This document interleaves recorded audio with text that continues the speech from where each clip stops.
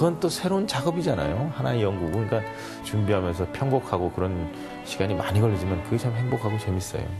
내가 있는 세상 살아가는 동안 더 좋은 것은 없을 것. TV 사람을 만나다. 10월의 어느 멋진 날에 바리톤 김동규 씨를 만나봅니다.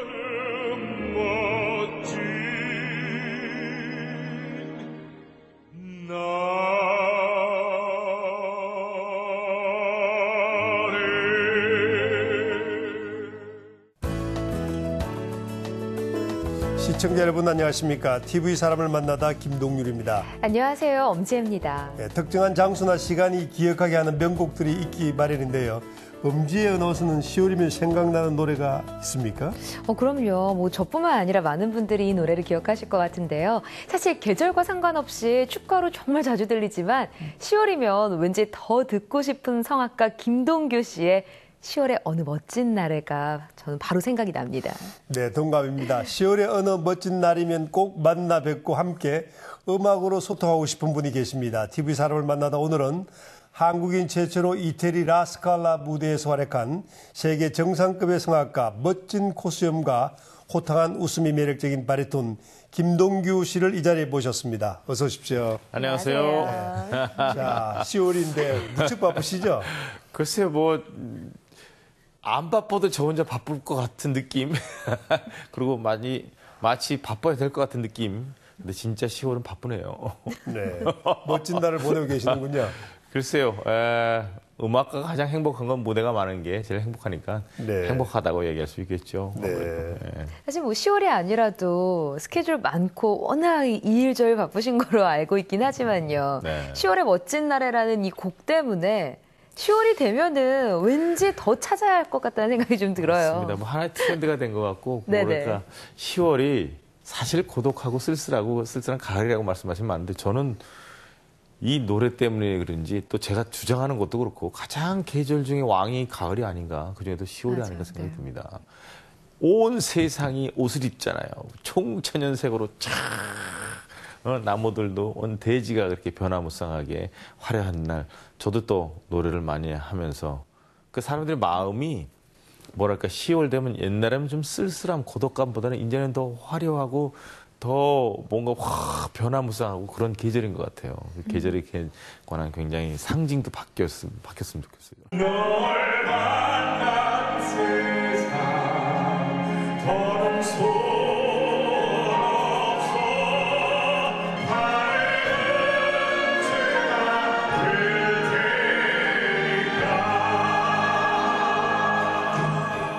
이 노래 어떻게 탄생하게 된 거예요? 이 노래는 처음에 제가 이제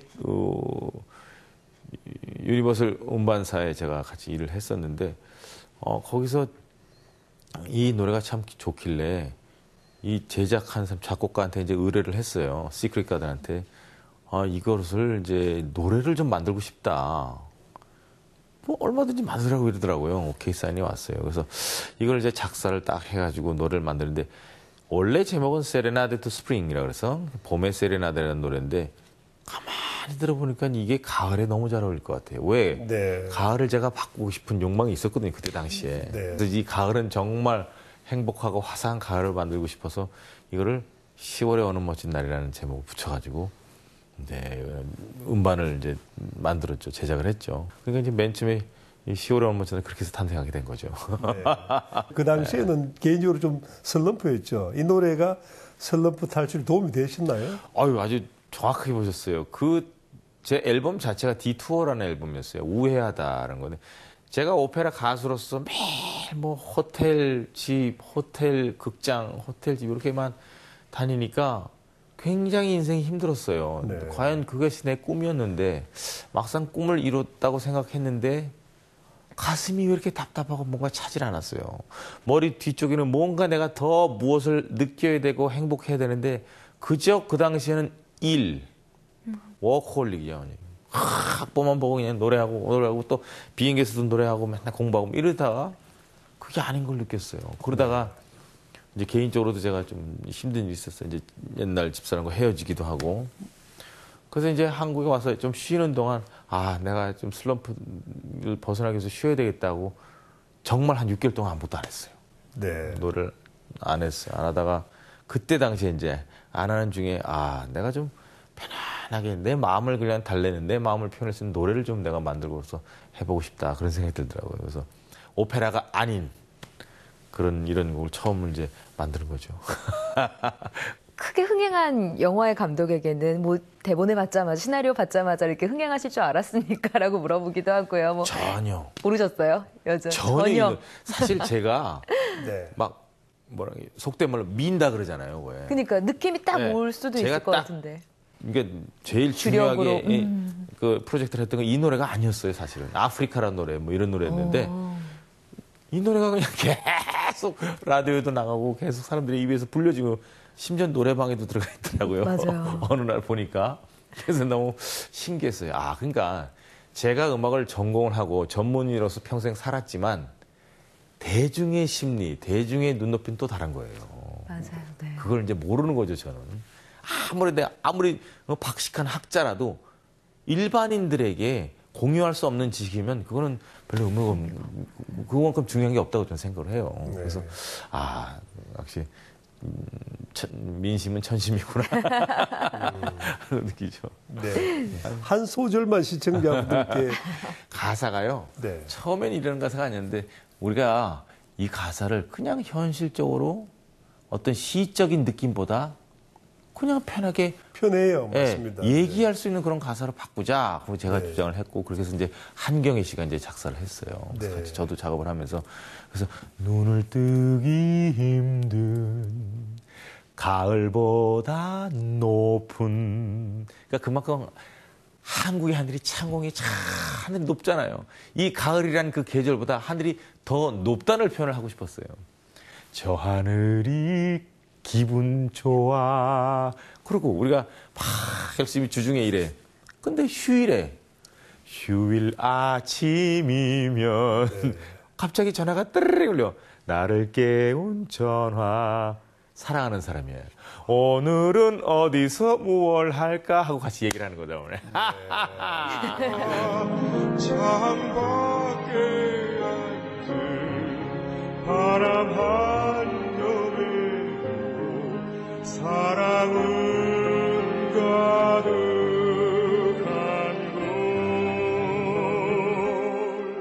곳. 네, 10월의 멋진 날에란 타이틀로 3년째 지금 YTN과 같이 아주 리사이트를 하지 않습니까? 예. 올해도 3년째죠. 그렇죠. 어떻습니까? 올해. 아주 저는 모든 공연이요. 사실은 트렌드가 돼가지고 계속 연이어져서 매년 똑같은 공연을 계속 이어져 가는 게 제가 가장 즐겨하는 공연이기도 해요. 네.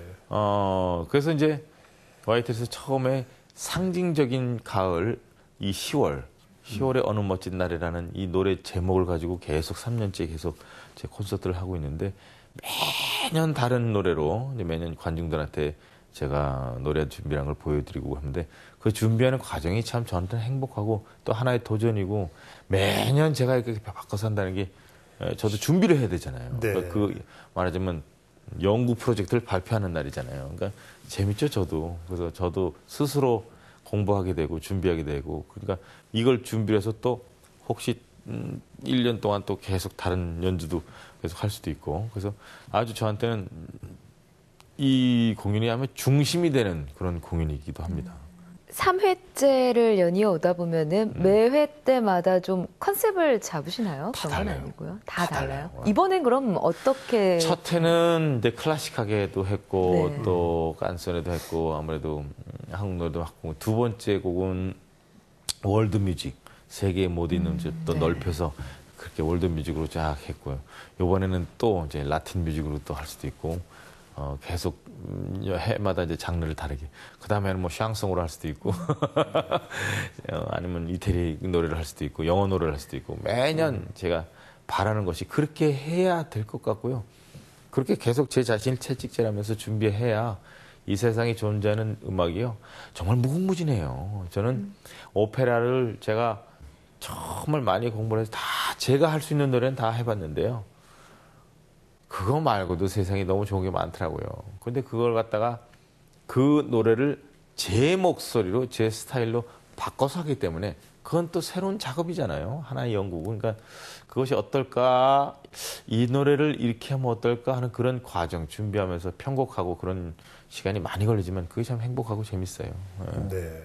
네, 오늘 TV 사람을 만나다 대중에게 가장 사랑받는 국내 최고의 바리톤 김동규 씨와 함께하고 있는데요. 어느 멋진 날에 펼쳐진 그의 일상을 쫓아가 봤습니다. 함께 보시죠. 지난 9월 서울 광진구에 있는 문화예술회관에서 바리톤 김동규 씨의 공연이 열렸습니다.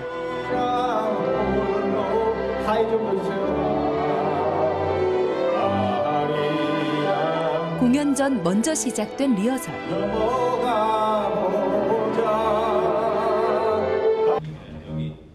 음향 하나하나 꼼꼼히 체크하며 집중하는 모습인데요.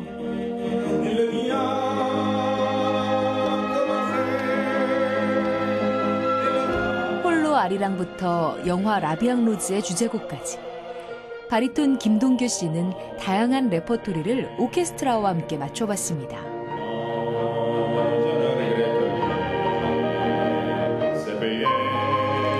이번 공연은 최고 수준의 연주자들로 구성된 서울 그랜드 필하모닉 오케스트라와 함께했는데요.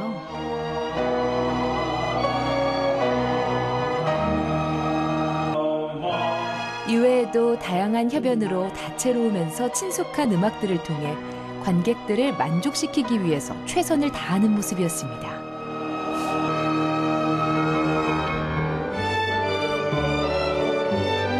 초가을 밤을 수놓는 서정적인 노랫말과 아름다운 선율. 기대하지 않을 수 없겠죠?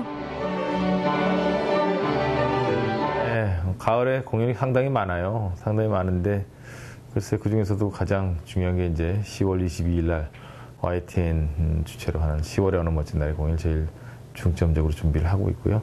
그 밖에도 이제 소소한 극장에서도 다 저를 찾는 데가 있어서 또 관객들 만나봐야 되고 이 가을에 가장 바쁜 것 같아요. 그래서 가을은 참 공연하기 좋고 날씨도 좋고 그래서 행복합니다. 네. 글쎄 나만의 색깔을 계속 가지려고 노력했고 클래식이면 클래식도 제일 잘해야 되고 또 그 밖의 음악을 내가 뭐 했을 때 제일 잘하고 싶었고 정말 나만의 어떤 색깔을 가지고 있는 그런 음악회를 하고 싶었기 때문에 아마 사람들이 좋아하지 않나. 그러니까 김동규의 음악회는 아 이렇더라 하는 어떤 그런 뭔가 있으니까 그렇겠죠. 그 사이 선선한 가을밤은 점점 무르익어가고 바리톤 김동규 씨의 팬들을 비롯한 많은 사람들이 하나둘씩 공연장으로 모여들고 있었는데요. 그 시각 바리톤 김동규 씨도 막바지 준비가 한창이었습니다. 관객들에게 더 좋은 모습을 보여주기 위해 끝까지 긴장을 놓지 않는 모습이었는데요.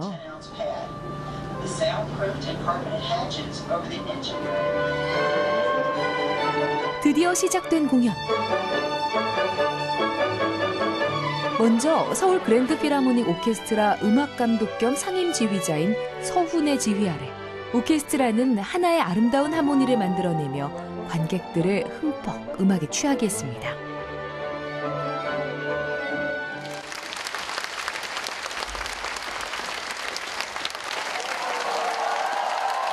이날의 주인공인 바리톤 김동규 씨가 등장하자 뜨거운 박수와 환호가 그를 맞이했는데요. 제목이 뭐예요? 넬라 판타지아 시작. 옆에도 오케이 거기까지.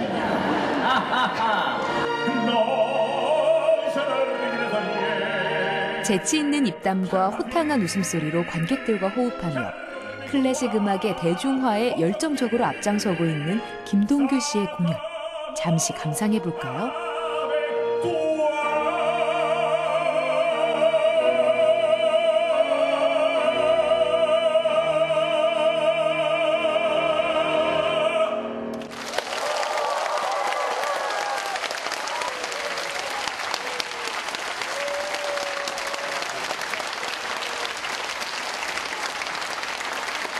선생님의 목소리는 아주 매혹적이고요. 그리고 듣는 사람한테 흥을 돋우는 것 같아요. 신이 나고요.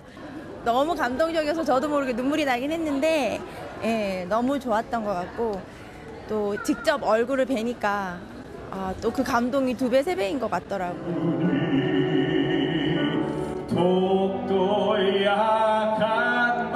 감성적인 목소리와 서정적인 노랫말로 아름답게 수놓아진 어느 가을밤. 낙엽이 떨어지고 단풍이 붉게 물드는 10월의 어느 멋진 날에도 바리톤 김동규 씨의 감미로운 노래는 계속될 겁니다.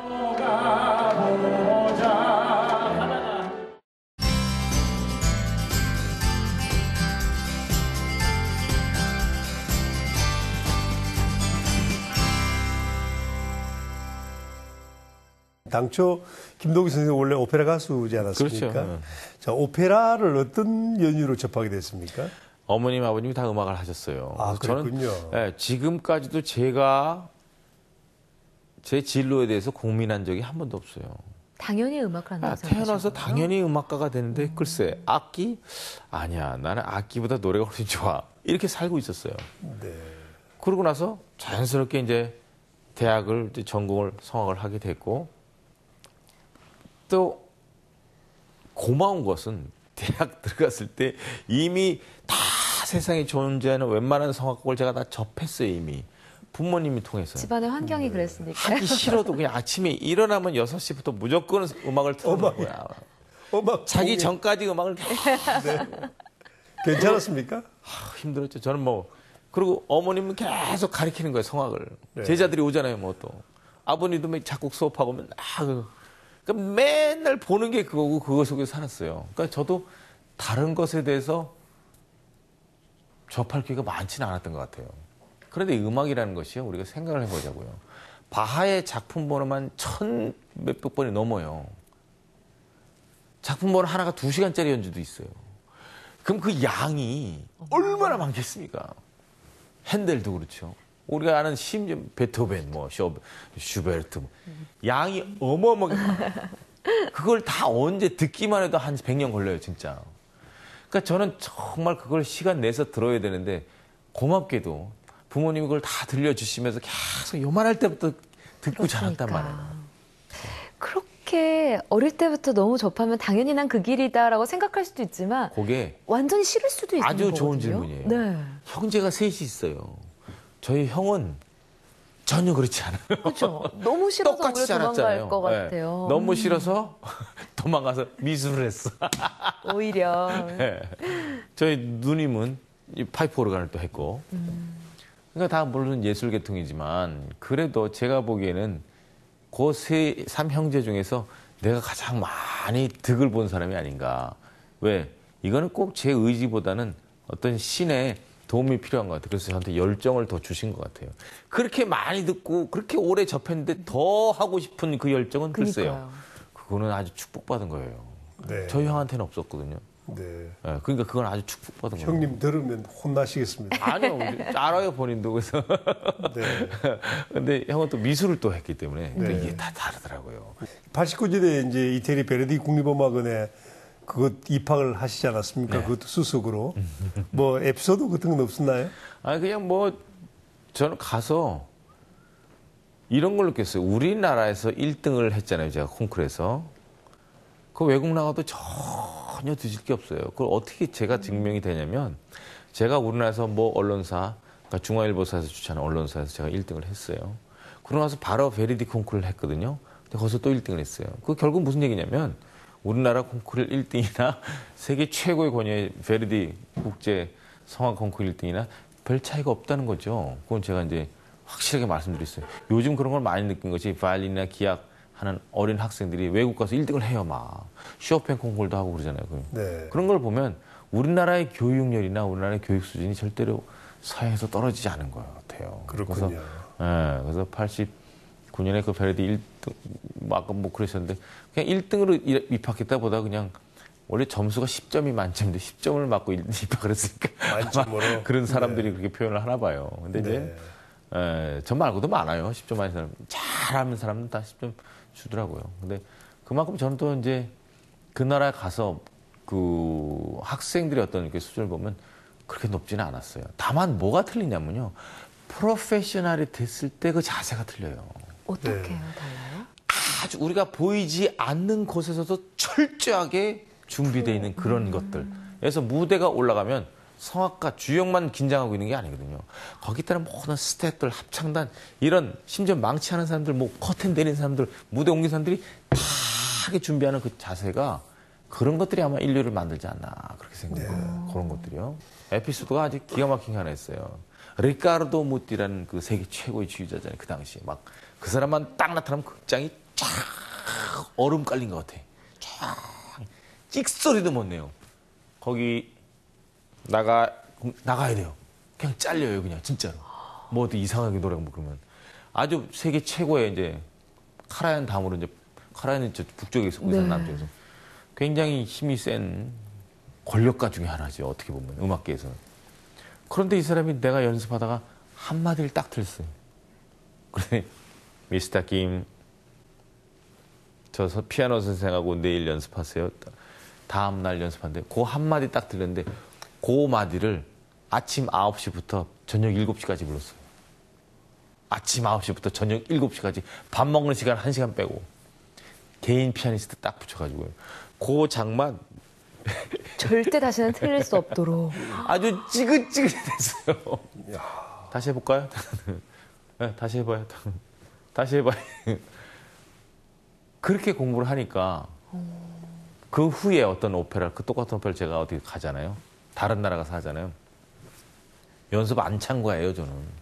공연 전날 딱 가가지고 딱 오케이 쫙 하고 하나도 안 틀려요. 네. 아주 무서웠어요. 그런 것들이 아주 준비하는 과정이 저를 힘들게 했지만 아주 철저하게 만들었죠. 그 89년도 그 당시에 또 한국인 유학생들이 많았나요? 어땠어요? 있었죠. 우리 선배들도 많고 그랬었죠. 근데 대부분 이제 유학을 오셔가지고 학교를 다니고 이제 한국을 돌아가시고 그랬지 거기서 노래한다는 거는 잘 생각을 안 하셨어요. 선배님들 다.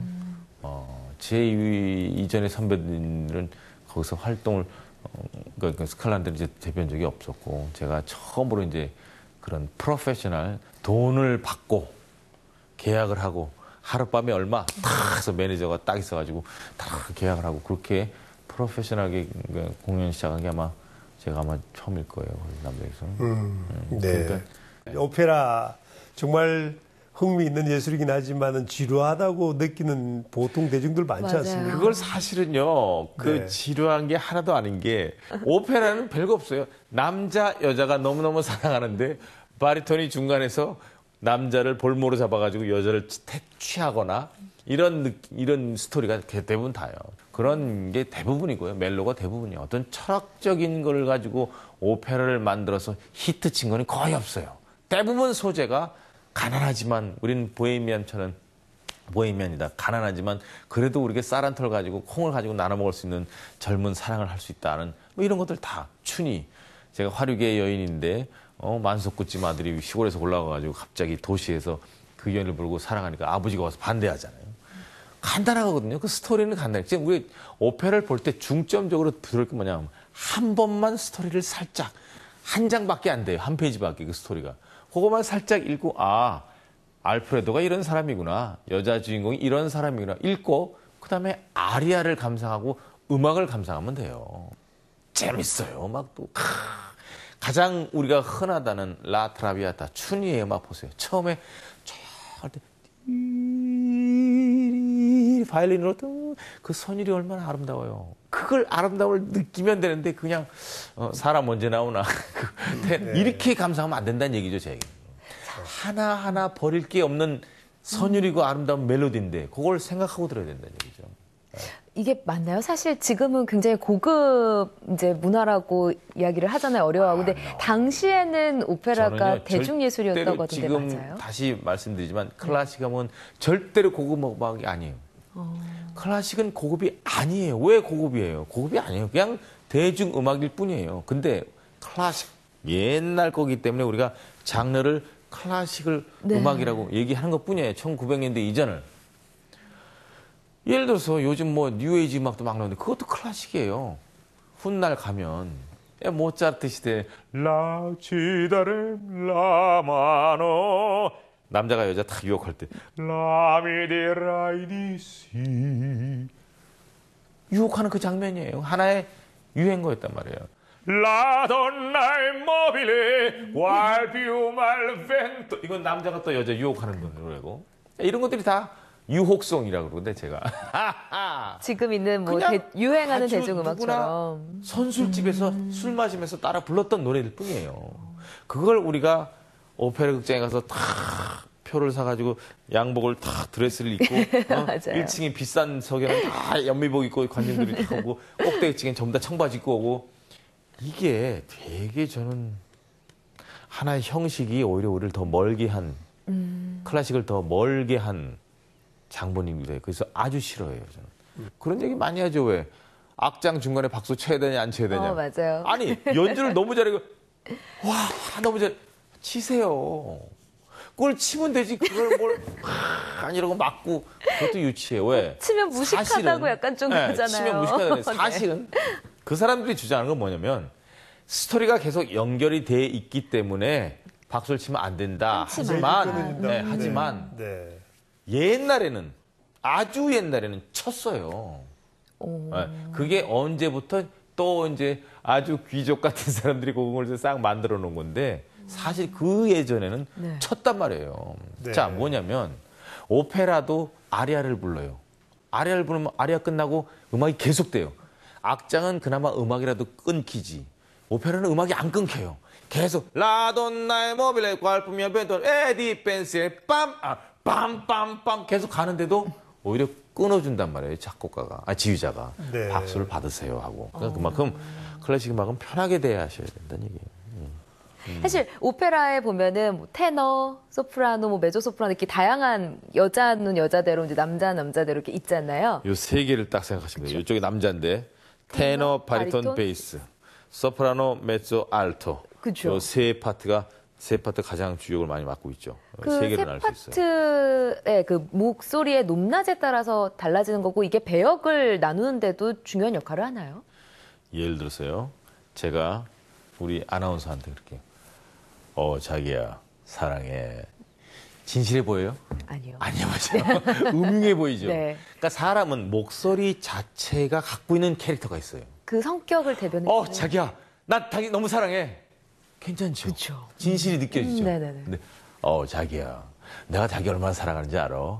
이러면 벌써 음흉하잖아요.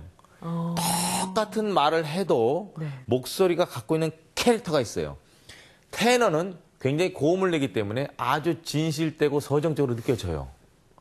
바리톤은 목소리 자체가 굵고 중음이에요. 그러니까 뭔가 진지한 얘기를 할 때 많이 쓰여요. 그러니까 이런 건 사랑 표현이 아니겠죠? 그렇죠. 그리고 베이스는 베이스는. 그래, 잘 있었느냐. 뭐 왕이나 뭐 할아버지나 이런 역할 한단 말이에요. 그래서 작곡가들이 거기다가 맞추면 악기로 생각하시면 돼요. 바이올린, 첼로, 콘트라베이스 다 악기가 갖고 있는 소리가 느낌이 틀리잖아요. 그것 때문에 그런 거예요.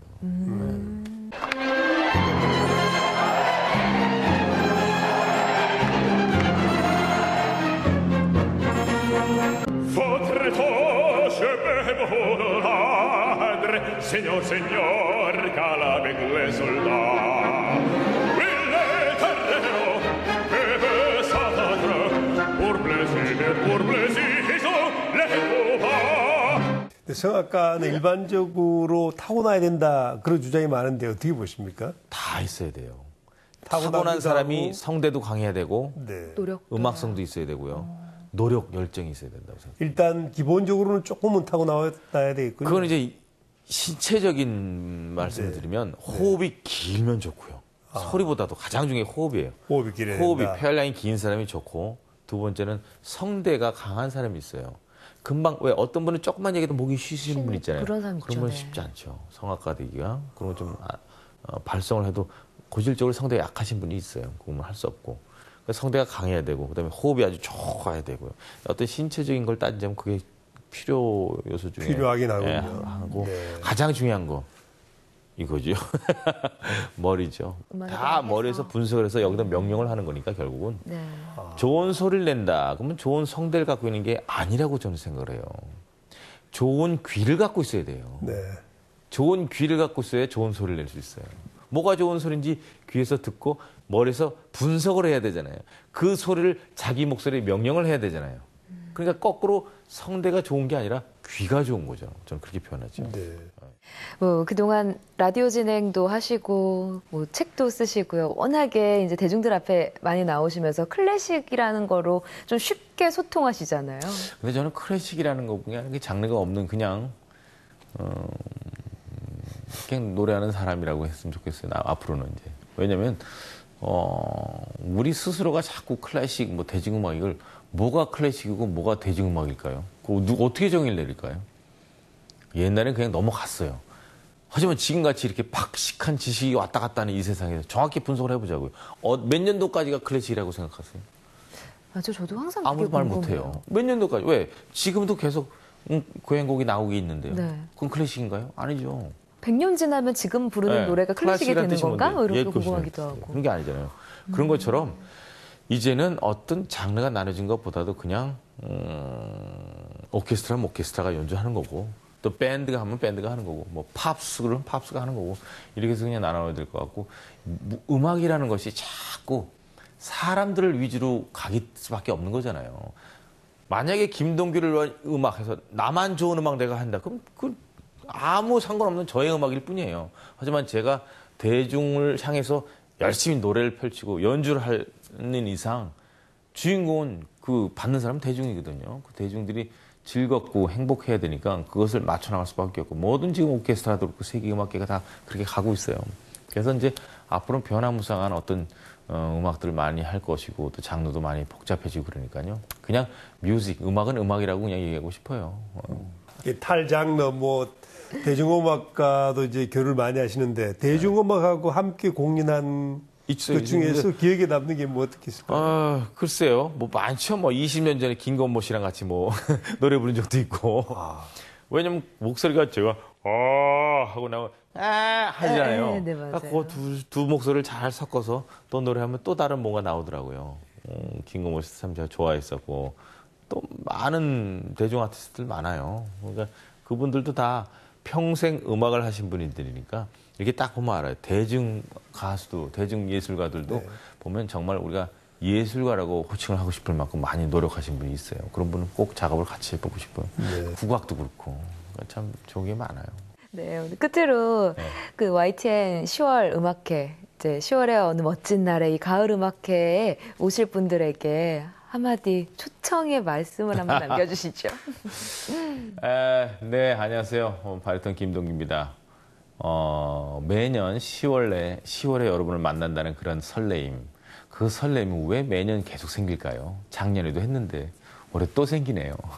그 설레임을 여러분과 같이 하고 싶습니다. 여러분, 가을을 쓸쓸하고 고독한 계절이 아닌 행복하고 밝고 화려한 계절로 생각하시고 만끽하시기 바랍니다. 제 연주에 오셔서요. 길면 3시간이 될 수도 있고요. 짧으면 2시간이 될 수 있지만 함께 해줬으면 너무 감사드립니다.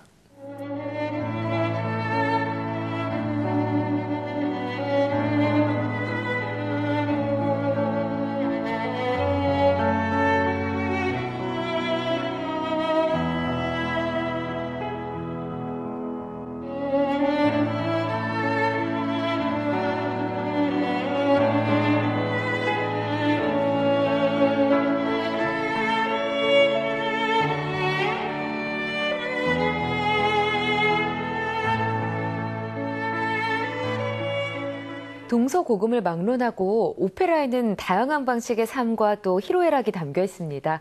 진정으로 인생을 즐길 줄 아는 김동규 씨가 지금까지 걸어온 삶과 또 이제부터 만들어갈 미래가 곧 오페라가 아닌가 하는 생각이 듭니다. 네, 지치지 않는 음악에 대한 열정과 도전 정신으로 앞으로도 계속 대중들과 친숙하게 소통해 주길 바라면서 TV 사람을 만나다 오늘은 여기서 마치겠습니다.